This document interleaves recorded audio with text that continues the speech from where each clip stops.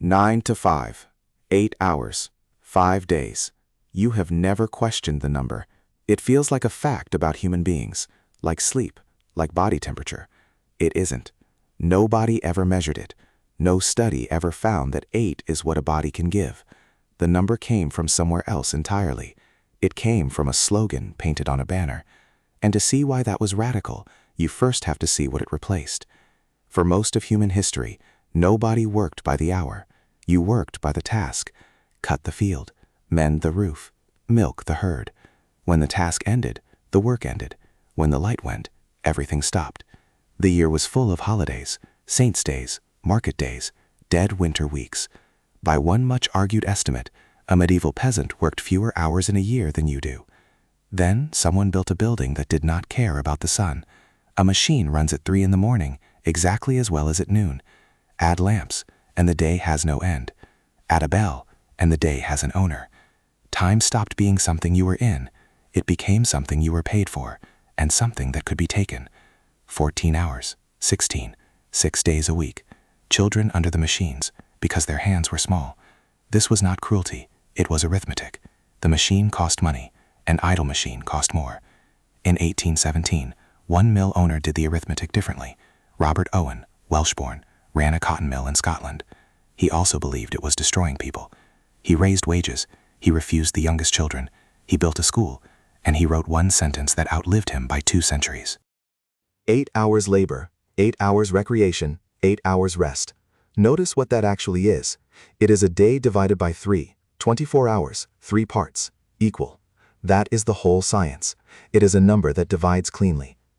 Owen was not describing a human limit, he was making a demand. Almost nobody listened. He was a factory owner asking factory owners to earn less. The idea sat unused for 40 years. But this was only the surface.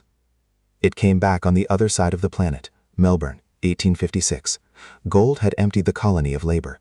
Stonemasons were scarce, skilled, and impossible to replace.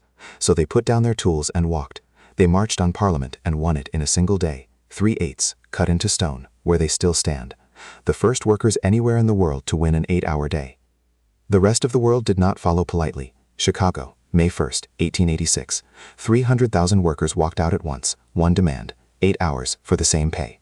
3 days later, in Haymarket Square, someone threw a bomb. Nobody ever learned who. Police fired. Workers died. Officers died. 8 anarchists were tried, not for throwing it, for speaking. 4 were hanged. The date became a holiday. Most of the world calls it May Day. The 8-hour day now had a martyr story. It still did not have a factory, but this was only the surface.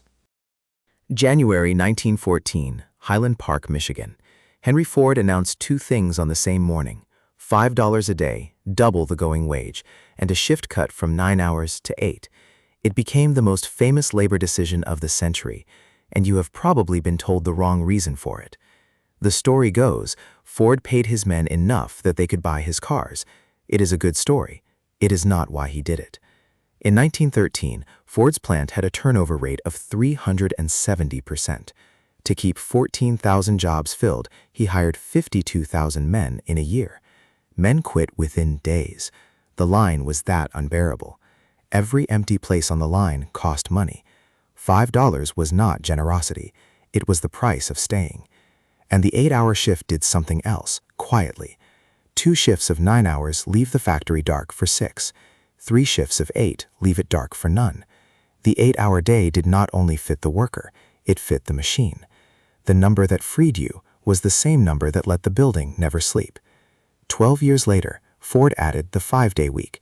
This time the reason really was consumption. He said it plainly. People with leisure buy more things. Rest had become a market. Picture it. Midnight, 1926. The whistle goes. One set of men walks out through the gate. Another walks in. Between them, the line never stops. And out there, past the fence, is something new in human history.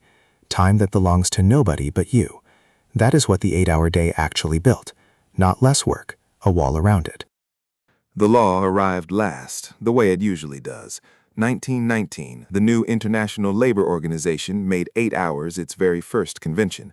1938, America finally put a limit into federal law, 121 years after Owen wrote the sentence. And then the wall came down. Not the hours, the wall. A factory gate cannot follow you home. A notification can. Owen's 3 parts assumed the other 16 hours were yours. They are not. Not the commute, not the laundry, not the second shift at home. And here is the part that should bother you. Owen shouted 8 because it was less than 14. It was a ceiling, a limit, the most that anyone should ever be asked for. We kept the number and lost the argument. 8 is not the most we are asked for anymore. It is the least.